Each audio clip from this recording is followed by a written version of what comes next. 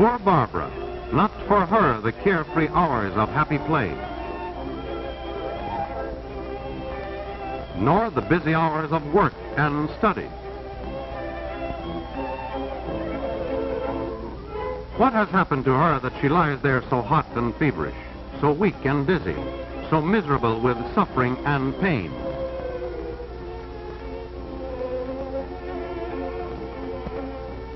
Our body is just like a little country that has been invaded by an enemy army.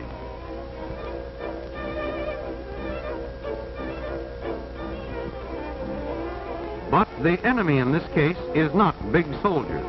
This invading army is so tiny that it can be seen only through a microscope. Its soldiers are the germs of communicable disease. Some of these disease-causing organisms are so small that they cannot be seen even with the most powerful microscope. They are detected only because they can pass through the tiny holes of this filter.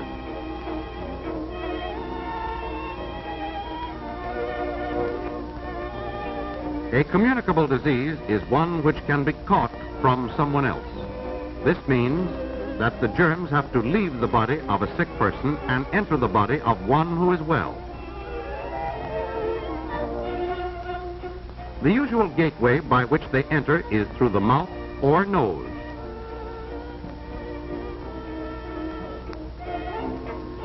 How do germs make the trip from sick to well and thereby spread disease? They may travel by one of several ways. Coughs and sneezes, which are not protected, send germs in a direct spray.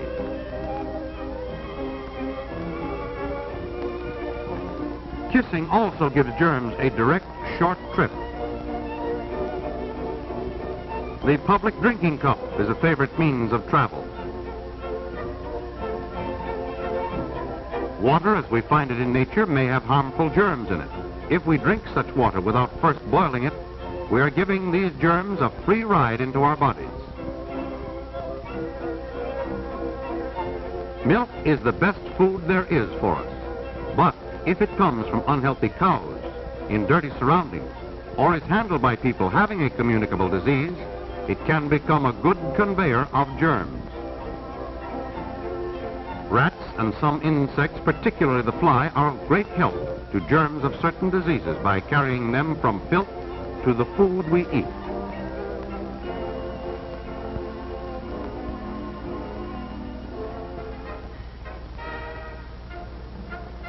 Thus you see that germs have several ways of traveling from the sick to the well. As individuals and as a community, we can do many things to halt this movement of germs and prevent the spread of disease. A healthful community must have a safe water supply. Here we see sedimentation and chlorination, a part of the process of water purification.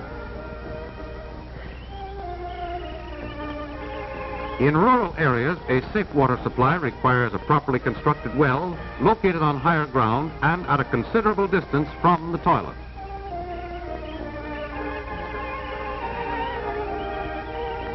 The purity of a city's water supply is further protected by the sanitary treatment of sewage. A series of processes renders the waste non-injurious to health.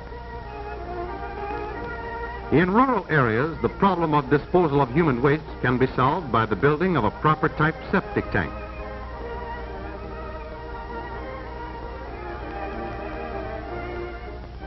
Or, if this is impractical, by building properly constructed sanitary toilets.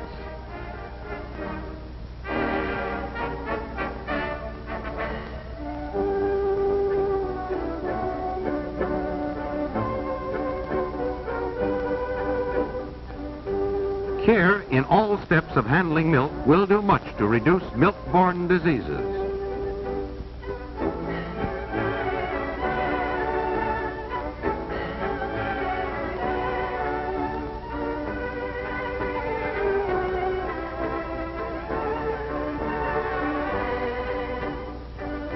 Cleanliness in the dairy, healthy cows, clean and healthy milkers,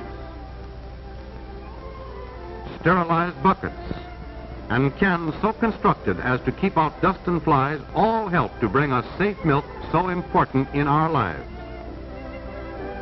Pasteurization, which does not take the place of all these other precautions, is the one way to make sure that milk is safe. Anti-fly measures, particularly the disposal of breeding places, will help halt one of the most important ways by which germs travel. Tight-fitting screens are effective not only against flies, but also against mosquitoes.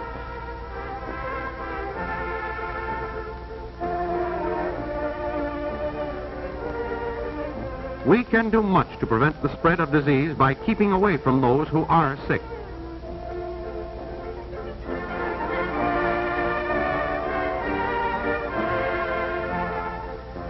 Common sense tells us to stay away from indoor crowds whenever communicable diseases are prevalent.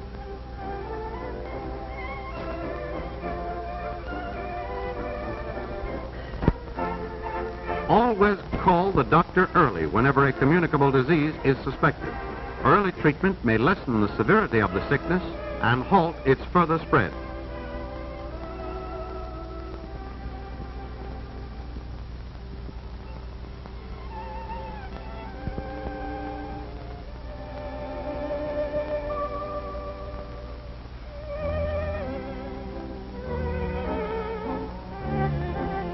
It is the duty of anyone suffering from a contagious disease to remain at home until the doctor feels it is safe for him to go out among other people.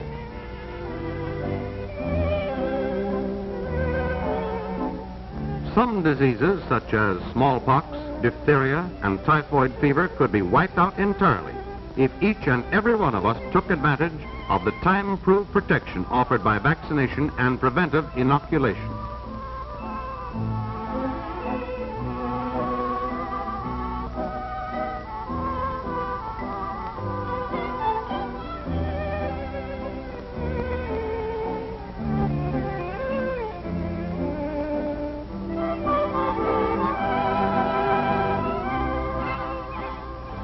One of our best weapons in preventing the spread of disease is cleanliness, which is particularly important when there is a communicable disease in the house.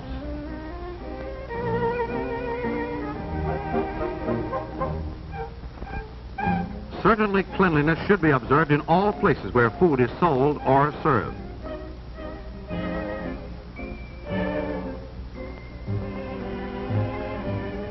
All dishes used by the public should be sterilized.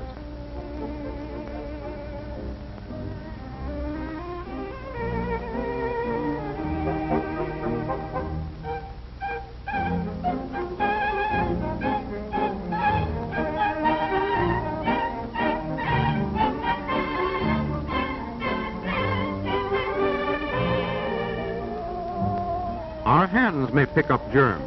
The one act of washing the hands after going to the toilet and before eating is an invaluable health measure. The use of paper cups instead of common drinking glasses will help keep down the transmission of disease.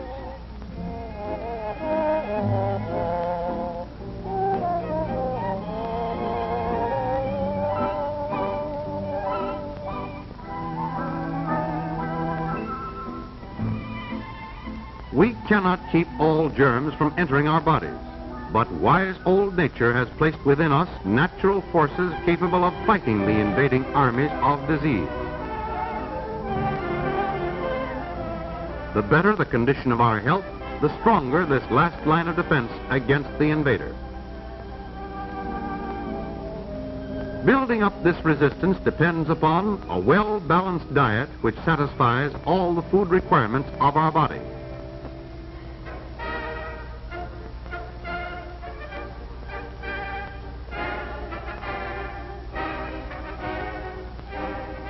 Outdoor exercise in the fresh air and sunshine.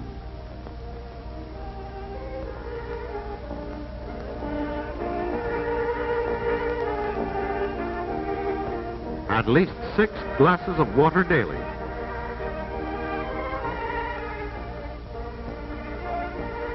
And plenty of rest. At least 8 hours of sleep every night. Every step we take to prevent the spread of disease means increased happiness and greater living efficiency for all of us.